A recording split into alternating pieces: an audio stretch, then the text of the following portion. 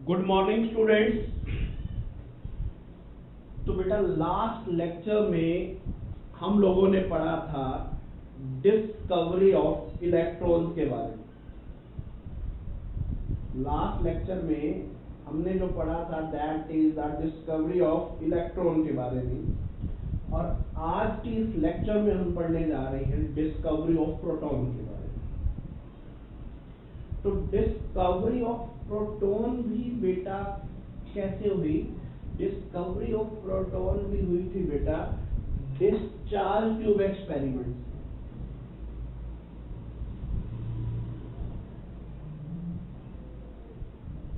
Discharge tube experiment.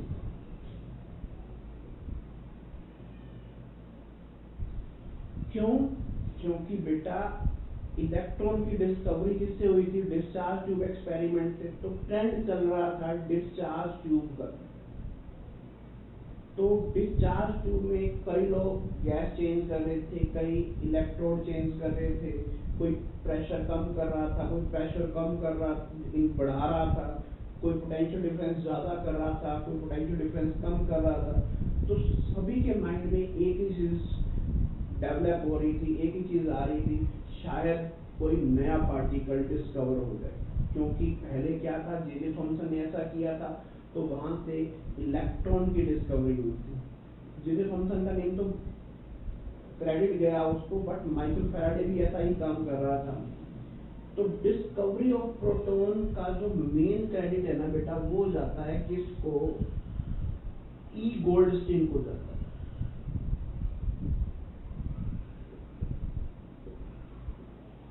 किसको जाता है? ई गोल्डस्टीन को जाता है।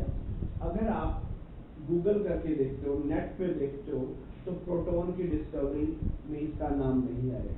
बट यही जो मेन साइंटिस्ट थे, क्या यही साइंटिस्ट थे जिनको मेनली प्रोटॉन की डिस्कवरी का क्या जाता है? क्रेडिट जाता है। किससे हुई? Discharge tube experiment. इन्होंने जो एक्सपेरिमेंट किया उसमें इलेक्ट्रॉन की डिस्कवरी से क्या क्या डिफरेंट चीजें की। तो देखो बेटा, इन्होंने जो मेन चीज की थी, एक तो क्या किया, प्रेशर इनसाइड द ट्यूब था, वो लिया कितना? 10⁻⁻1 मिलीमीटर ऑफ मर्क्यूरी। जो कैथोड रेज के लिए प्रेशर लिया गया, वो लिया गया था 10⁻³ मिलीमीटर ऑफ मर्क्यूरी। और इन्होंने जो प्रेशर लिया, वो लिया बेटा कितना? 10⁻⁻1 मिलीमीटर ऑफ मर्क्यूरी। दूसरा, इन्होंने क्या यूज किया? परफोरेटेड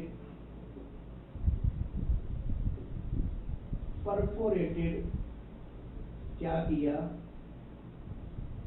कैथोड यूज किया। परफोरेटेड कैथोड यूज किया था, जबकि हमारे पास कैथोड रेज की डिस्कवरी में परफोरेटेड एनोड दिया गया। ये दो डिफरेंट चीजें डिस्चार्ज ट्यूब एक्सपेरिमेंट, जहां से प्रोटॉन की डिस्कवरी हुई, वहां पर ये दो डिफरेंट चीजें की गई। एक तो pressure inside the tube 10⁻⁻1 millimetre of mercury लिया गया, और क्या किया गया? परफोरेटेड कैथोड यूज किया गया। तो देखो बेटा हुआ क्या, अब ये जो डिस्चार्ज ट्यूब थी, यहां पर ये चीज क्या थी? एनोड था। ये चीज क्या थी? कैथोड थी। क्योंकि इसे नेगेटिव टर्मिनल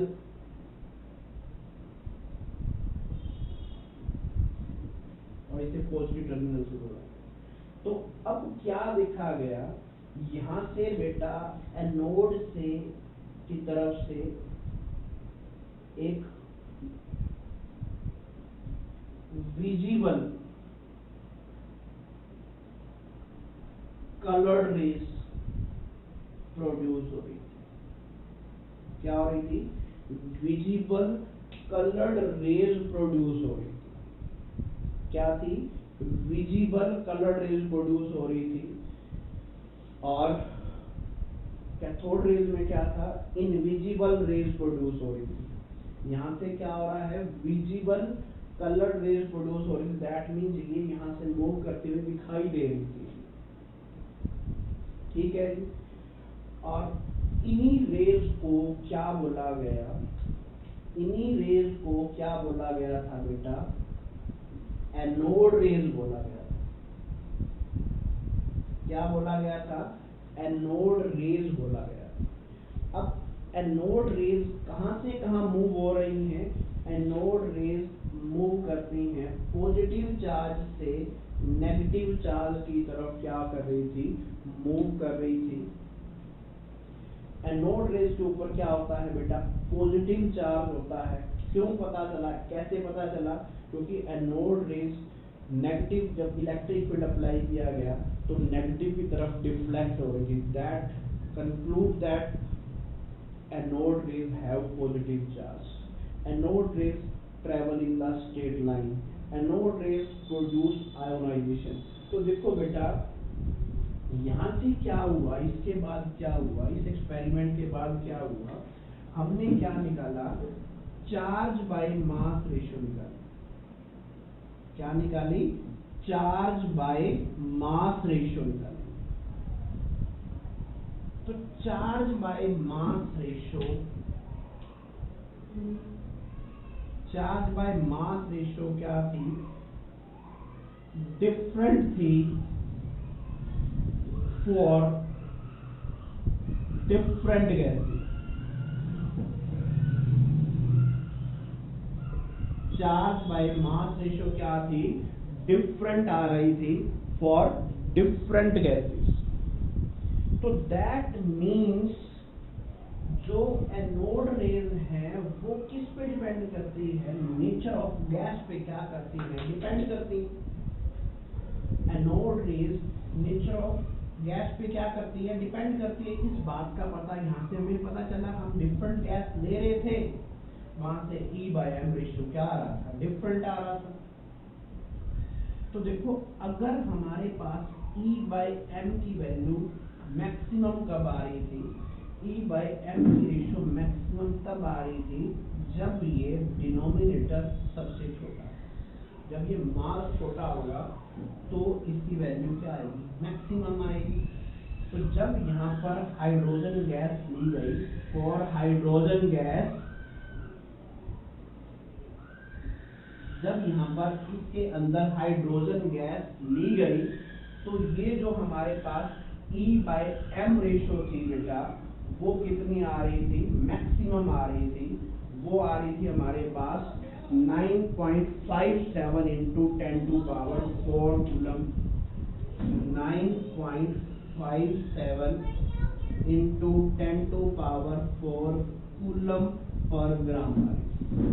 क्या आ रही थी, 9.579 into 10 to power 4 coulomb per gram आ रही थी।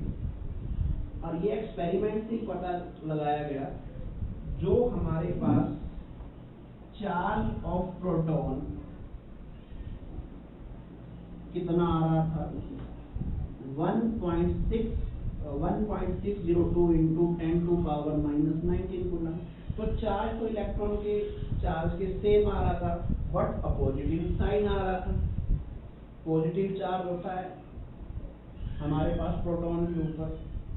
अब मैंने यहाँ पर प्रोटॉन का नाम क्यों दिया, मैंने यहाँ पर E बाय M रेशियो निकाली, वो हाइड्रोजन के लिए ली गई, बाकी गैसेस के लिए क्यों नहीं ली गई, क्योंकि मेरे को बेटा यहाँ से एक चीज का पता लगाना है, दैट इज प्रोटॉन के मास का पता लगाना है।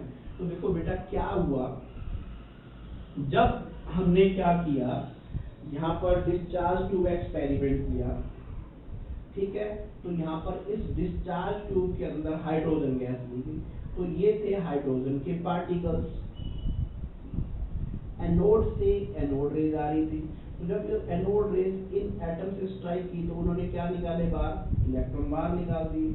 तो देखो हाइड्रोजन के पास बेटा एक इलेक्ट्रॉन होता है और एक ही क्या होता है, प्रोटॉन। तो इलेक्ट्रॉन तो बाहर चला गया, यहाँ पर जो ये पार्टिकल्स है that is called proton, that is called proton. तो यहाँ पर जो ये पार्टिकल आया वो प्रोटॉन आया, सबसे लाइटेस्ट पार्टिकल। यहाँ पर जो इलेक्ट्रॉन निकल जाने के बाद कितना है हमारे पास उसका जो चार्ज देखा गया दैट इज 1.602 इंटू 10⁻⁻19 कूलम। ठीक है जी। तो देखो यहां से क्या निकाला गया, मास ऑफ प्रोटॉन निकाला गया। क्या निकाला गया, मास ऑफ प्रोटॉन। कैसे, E divide by E/m। E कितना था प्रोटॉन के लिए, 1.6 इंटू 10⁻⁻19 कूलम, और E/m की रेशियो क्या थी, 9.579 इंटू 10⁻4 कूलम पर ग्राम।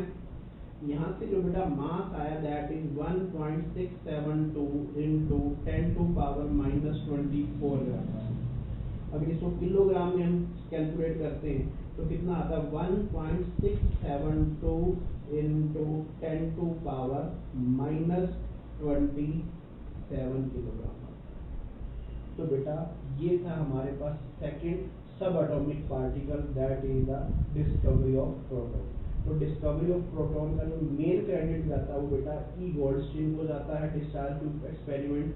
तो इन्होंने क्या किया था, लो प्रेशर लिया था, हाई प्रेशर लिया था 10⁻⁻1 मिलीमीटर ऑफ मर्करी, और एनोड की जगह कैथोड को परफोरेटेड लिया गया। तो यहाँ से विजिबल रेज प्रोड्यूस हुई, उन रेज को एनोड रेज का नाम बोला गया।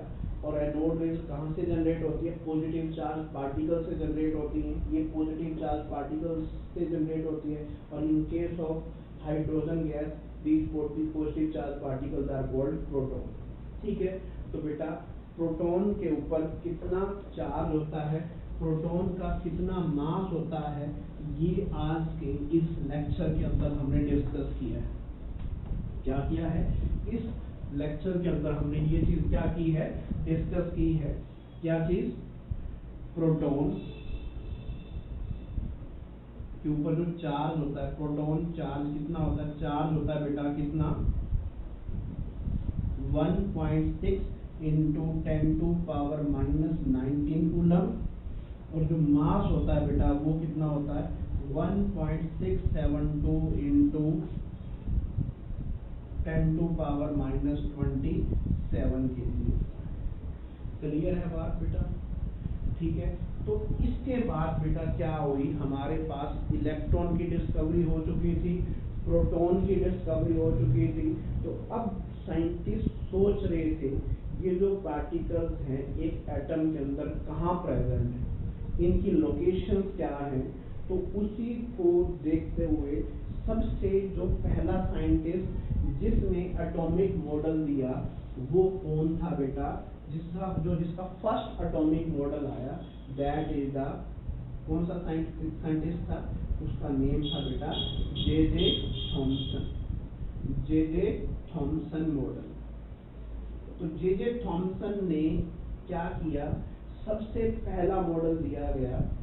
ठीक है। और काफी टाइम तक इसको लॉ ट्रुथ मानते रहे, इसी को फॉलो करते रहे, और उसके इस काम के लिए बेटा इसे नोबेल प्राइज भी मिला। ठीक है, नोबेल प्राइज भी मिला था इसको इस काम के लिए।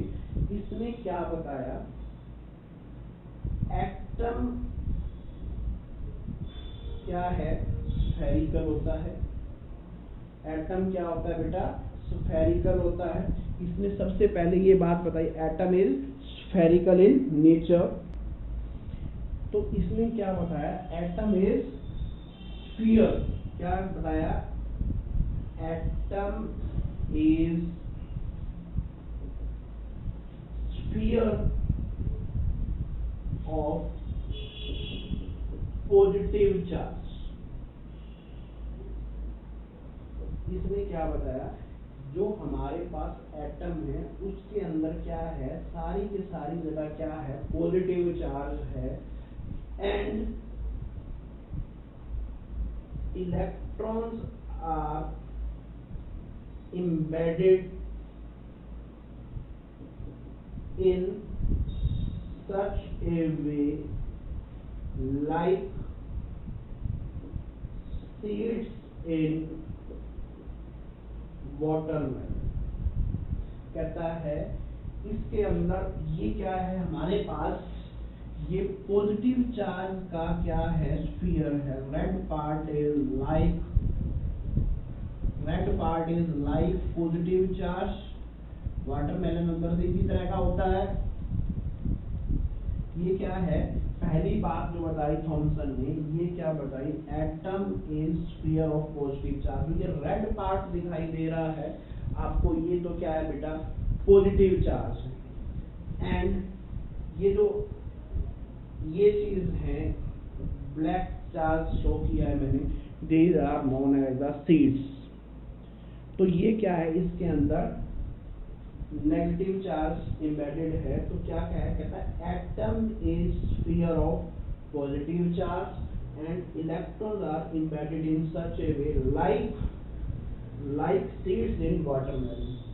मतीरा मॉडल भी कह सकते हैं। वाटरमेलन, आजकल गर्मियों का टाइम है, मार्केट के अंदर वाटरमेलन आए हुए हैं और हम लोग दोपहर को शाम को खाते भी जरूर हैं। तो like watermelon seeds are electrons are embedded. तो इस मॉडल को वाटरमेलन मॉडल भी बोला जाता है, रेजिन मॉडल भी बोला जाता है, लाइक दैट कस्टर्ड के अंदर किशमिश। ठीक है, तो बेटा ये मॉडल भी फेल हो गया था। क्यों हो गया था, क्योंकि जब ये मॉडल डिस्कवर्ड हुआ तो साथ के साथ वहां पर रदरफोर्ड भी एक्सपेरिमेंट कर रहा था। रदरफोर्ड भी एटम के मॉडल की तैयारी कर रहा था। तो जो रदरफोर्ड ने एक्सपेरिमेंट किए, उनको जे थॉमसन का मॉडल फॉलो नहीं कर रहा था, उनको ये बैकअप नहीं दे रहा था। जो रदरफोर्ड बता रहा था, जे थॉमसन का मॉडल उसको अडॉप्ट नहीं कर रहा था। क्यों? क्योंकि रदरफोर्ड का बेटा जो एक्सपेरिमेंट था, आपने पढ़ा भी होगा, मैं भी थोड़ी देर के अंदर डिस्कस भी करने जा रहा हूँ। उसने ये बताया था, उसने ये बताया था, अल्फा स्कैटरिंग एक्सपेरिमेंट किया था, तो कुछ रेज विदाउट रिफ्लेक्शन जा रही थी। जबकि ये क्या कह रहा है, सारे के सारे एटम के अंदर क्या है, पॉजिटिव चार्ज है। क्या है, सारे के सारे एटम के अंदर क्या है, पॉजिटिव चार्ज। अगर कोई रेज आ रही है तो पॉजिटिव चार्ज से स्टार्ट के वापस जानी चाहिए थी। बट अल्फा स्कैटरिंग एक्सपेरिमेंट के अंदर आपने 9th क्लास के अंदर पढ़ा होगा, रेज बिना डिफ्लेक्ट सीधे जा रही थी मोस्टली। इसका मतलब एटम के अंदर मोस्टली स्पेस क्या है, एम्प्टी है। तो रदरफोर्ड के स्कैटरिंग एक्सपेरिमेंट्स को जे थॉमसन फॉलो नहीं कर पाया। एक जो मेन चीज बताई थी जे थॉमसन ने भी और रदरफोर्ड ने भी, वो ये बताई थी, एटम इज